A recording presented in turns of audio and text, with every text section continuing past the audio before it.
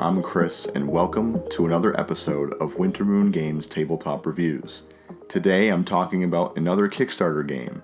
This one is called Dreams of Tomorrow. They're actually live on Kickstarter now and are officially funded, so congratulations. In Dreams of Tomorrow, something has happened that has brought humanity to the brink, and the future people are working together to string together dreams, fragments of dreams, and send them back to our time so that we can prepare for a better future. So in the game, you're actually going to be playing as one of these dream engineers, and you're going to be working to take dreams from the dreamscape and add them to your catcher, and then eventually string them together to create a sequence of dreams. In front of me is the print and play version, so don't judge anything that you see on the table here. The graphics that I'm going to show you are from the developer, and just keep in mind that this is a prototype version. The player to have most recently woken up goes first and gets this player mat that says first on it.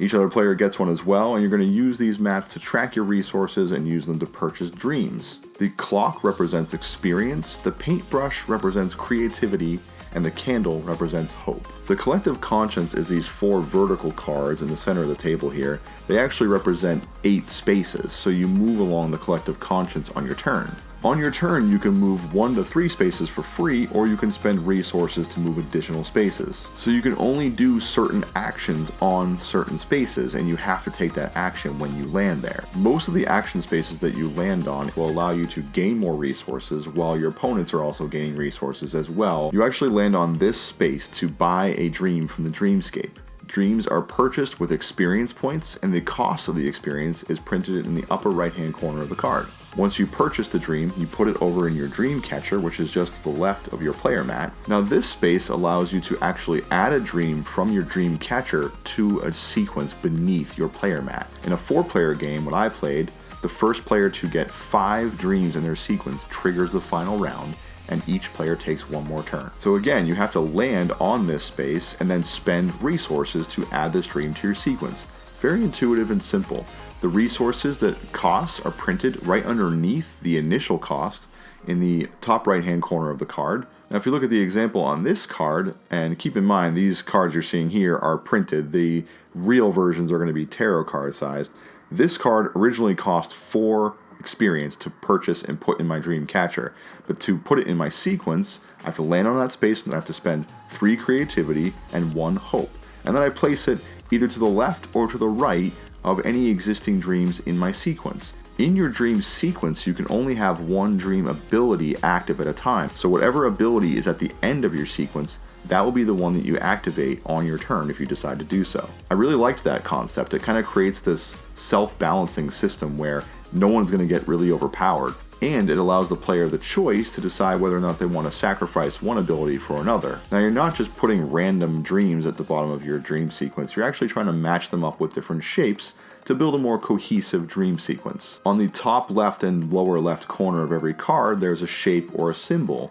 If there are 2 or more of the same symbol next to each other in your sequence, that will give you a bonus at the end of the game. So players are encouraged to match symbols as they go, as well as manage their abilities. So there's quite a bit of strategy in this game, even though it's fairly simple. So at the end of the game, you're going to calculate your points.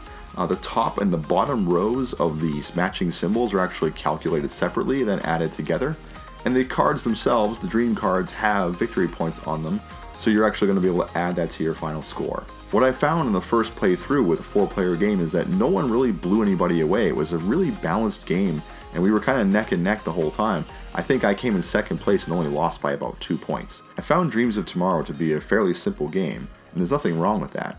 There's a fair amount of strategy as well for some of you strategy enthusiasts out there. It's a low-stress, low-anxiety type of Zen game, where you're not going to be cutting each other's throats a lot. I don't have a lot of criticism for this game. I mean, it's simple, it's fun, it's easy to learn. I think it would have been nice to see more of the theme drawn out. I feel like there could have been more going on story-wise, perhaps having a little phrase on the dream cards that you have to string together in some kind of coherent sentence that would allow you to have to tell a story. Something like that, something small, I think would have enhanced the theme a little more, and I'm a big theme guy. I love, feeling like I am a dream engineer in a game like this. This game didn't fail at that. I just think it's something that would have been nice to beef up a little bit. It's got beautiful artwork. It's very easy to play, family friendly, not too heady. I gotta give Dreams of Tomorrow 4.5 moons out of 5. Good job, you guys. If you like resource management, if you like light strategy and relaxing games, Dreams of Tomorrow is for you.